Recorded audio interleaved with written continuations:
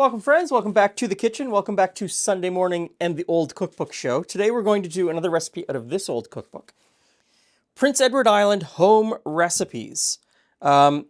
This is a wartime cookbook, a World War II wartime cookbook. And the recipes, some of the recipes definitely reflect difficult times. And the advertising inside certainly reflects that Canada was at war. Some of the recipes, however, I would say are quite extravagant. They use ingredients that, may have been in short supply. They're aspirational. They could be holdovers from the 1930s, looking forward to, better times ahead.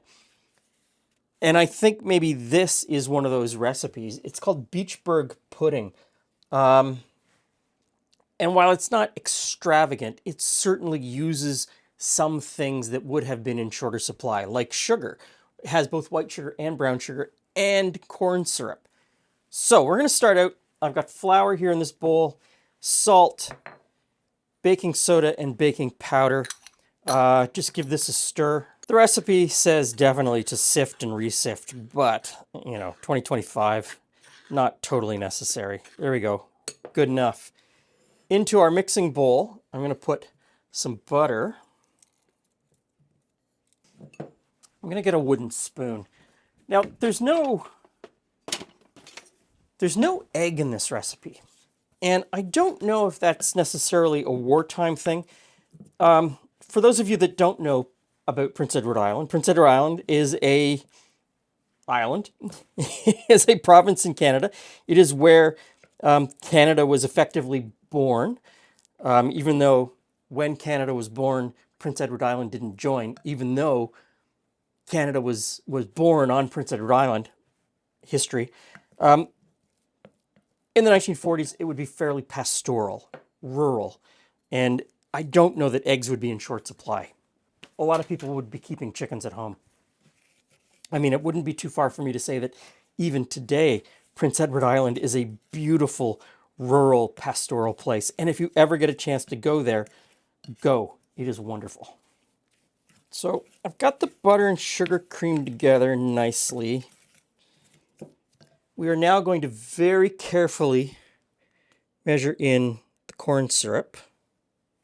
Remember, baking is a science and you must measure extremely accurately.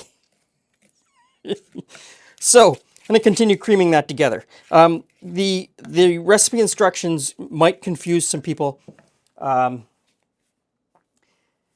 It says cream the butter, add the sugar, syrup, and cream. There's no cream. You're not adding cream. You're just creaming it together. So get that cream together. It comes together pretty quickly.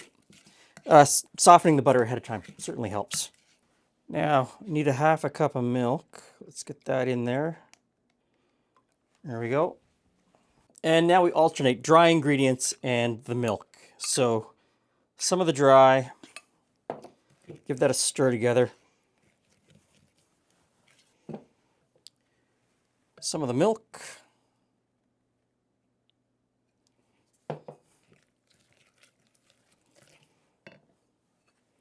Back and forth until it's all gone. The last two ingredients are raisins and vanilla. And of course, carefully measured. We'll get that mixed together, and then we're going to set this aside because there's a sauce. This is a saucing cake. Okay, so in this jug, we're going to make the sauce. Start out with some butter, brown sugar, and a little more carefully measured corn syrup. Yes, high fructose corn syrup is the devil. I hear you. This is not high fructose corn syrup. This is just corn syrup. Hasn't been converted. If you want to use honey, because so many people, call and tell me that they only want to use honey, go right ahead, use honey. Just know that honey has the same amount of fructose as high fructose corn syrup. So I'm going to give this a bit of a mix. I'm using a whisk. I hear you. Not very saucy at all, but I'm going to add a cup and a half of boiling water straight from the kettle.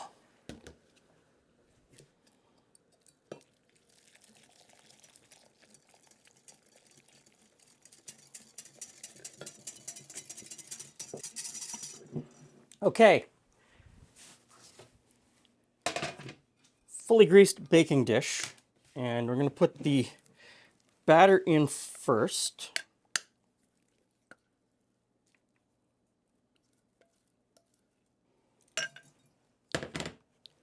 Spread that out evenly.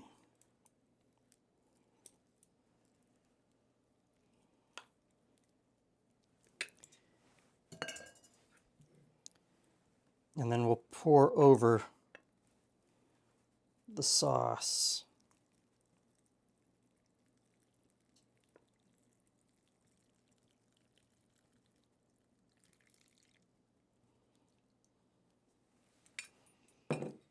And into the oven.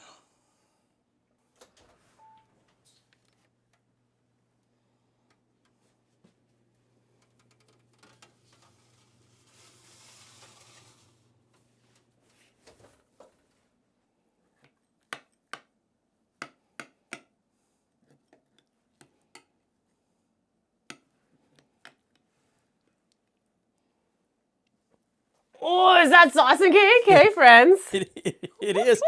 It is. Everyone likes a good sauce and cake. But what is it actually called? I don't know. Is this the book here? Yep. Which one? This one. So this is Beechburg pudding. So, apropos of nothing, before we even start, Bloomfield Woolen Mills. Blankets and yarn for sale. Bloomfield, Prince Edward Island. We have one of their blankets. Yes, they're still is it the same company? Yeah. Yeah, they're still operational. Call them up. Order one. Yeah. It's a great great. blanket. It's made on their loom there. You can have it made a little bit longer if you want.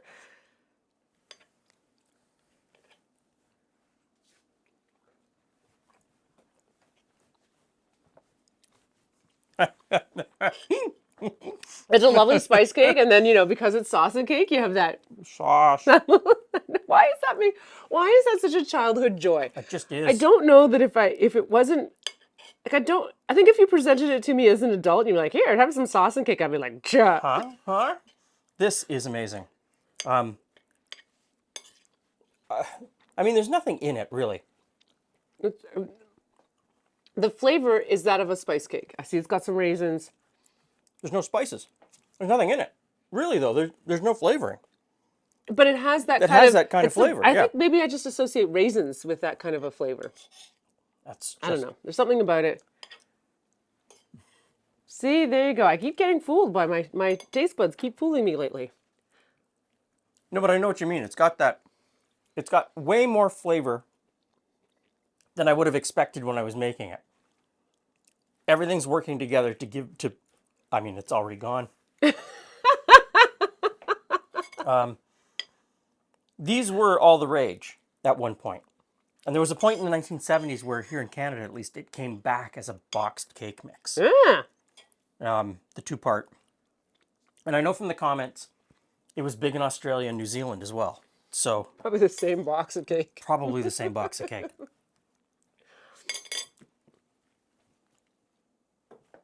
That's a winner. Even if it is from World War II. And it's, a little bit sparse and spare. Absolutely fantastic. Give that one a go. And go to Bloomfield Woolen Mills if you need an amazing woolen blanket. They now use their family name, McCausland, in their marketing. But it's the same place in Bloomfield. Thanks for stopping by. See you again soon.